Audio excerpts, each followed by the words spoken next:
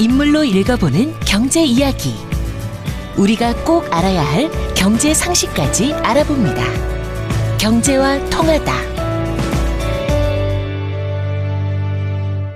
EBS 공감시대 경제와 통하다 함께하고 계십니다. 이인철 소장 나와 계시고요. 이어서요. 이 자동차 대중화에 성공했는데 그리고 꽤 회사도 커졌고요. 맞습니다. 근데 그렇게 마냥 또 평탄하지만은 않았다. 그래요? 맞습니다.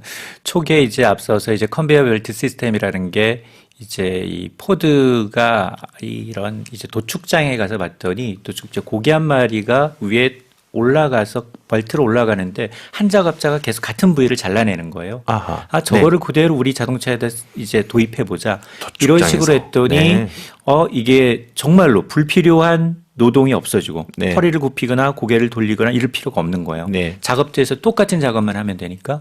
그러니까 당시에 최초에 나왔던 모델 T 가격이 대당 한 825달러였다면 이 컨베이어 벨트 시스템을 도입하면서 255달러. 네. 그러니까 1년 연봉의 절반으로도 노동자도 살 수 있는 가격이 된 거죠. 네.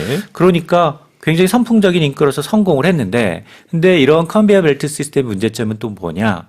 바로 쉴 시간이 없어요. 단순 반복이라고 그렇습니다. 하는 것도 있고요. 그러니까 한 15분 정도 휴식 시간을 주는데 내가 만일 내가 부품 하나를 빠뜨리게 되면 예. 불량이 나는 거잖아요. 그렇죠.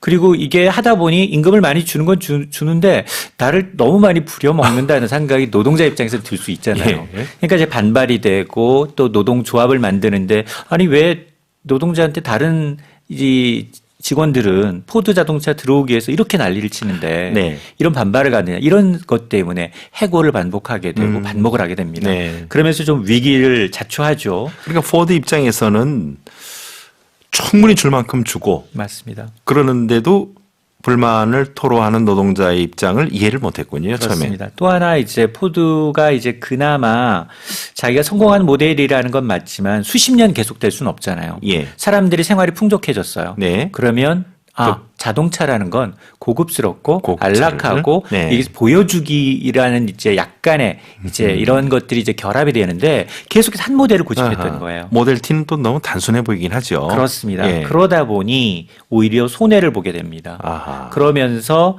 이제 이런 이제 모델 T 변화를 이제 어떤 반대하는 고집을 꺾지 못했던 것들이 아집을 부렸던 것들이 오히려 어떤 위험을 자초하는 네. 그런 걸로 다가옵니다.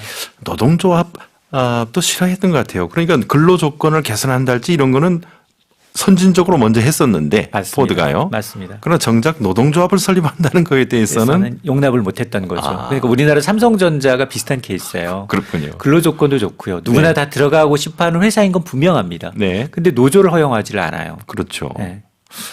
그런데 이제 오랫동안의 대치 끝에 그래도 뭐 설립을 못하게 할 수는 없을 거고 맞습니다. 결국 허용을 하게 됩니다. 그렇죠. 한 40여 년 후에 네. 41년에 이제 가장 나중에요. 빅3 가운데서도 네. 이제 결국은 이제 노조가 이제 설립이 되는 거죠. 설립이 되면서 사실 그런 가운데 디트로이트는 흥망성쇠를 같이 합니다. 네. 굉장히 좀 안 좋아지게 되고 그리고 이제 임금도 좀 높아지게 되고 이러면서 생산성은 좀 떨어지고 네. 이런 악순환을 반복하다 보니까 자동차 하면 사실은 미국이었었는데 네. 대중화에 성공을 했는데 네. 정작 유럽이 고급 모델 그리고 일본의 굉장히 경제적인 모델 예. 이런 것들이 미국 시장을 잠식하게 됩니다. 그렇군요. 네. 사실 지금도 미국의 빅3 자동차가 예전만 못하다 그렇게 얘기하지 않습니까? 맞습니다. 왜냐하면 지금도 보면 빅3 업체는 굉장히 생산성은 좀 낮고 네. 그리고 임금은 굉장히 높은 그리고 저효율 이제 그 구조를 갖고 있는데 30년 이상 근속한 퇴직자 그 가족들한테 연금까지 제공하고요. 의료보험 제공합니다.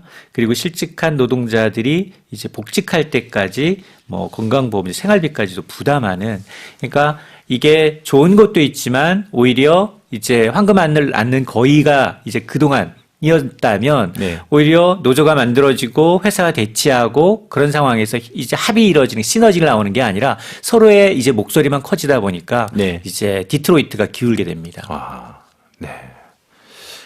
거기다가 또 우리 현대자동차도 가서 네, 한 역할을 하고요. 자, 포드 자동차를 중심으로 해가지고 미국 자동차 얘기도 했습니다만은 오늘 저희들이 소개하고 있는 이 자동차 왕 헨리 포드 뭘 우리가 배울 수 있을까요? 그 성공 철학으로서. 뭐 물론 잘한 게 있고 공하고 과가 분명히 구별이 됩니다. 네. 그럼에도 불구하고 이제 포드한테 배울 만한 건 이거예요. 포드가 직접 한 말입니다. 5%가 아니라 95%를 위한 물건을 만들어야 한다. 아, 이것이 절대 다수의 미국인들이 차를 소유할 수 있도록 차 가격을 확실히 획기적으로 낮춘 계기가 됐고요. 네. 그리고 이제 이 20세기 초 당시에 이제 미국 소비자들이 내가 원하는 운송수단은 더 빨리 달리는 말.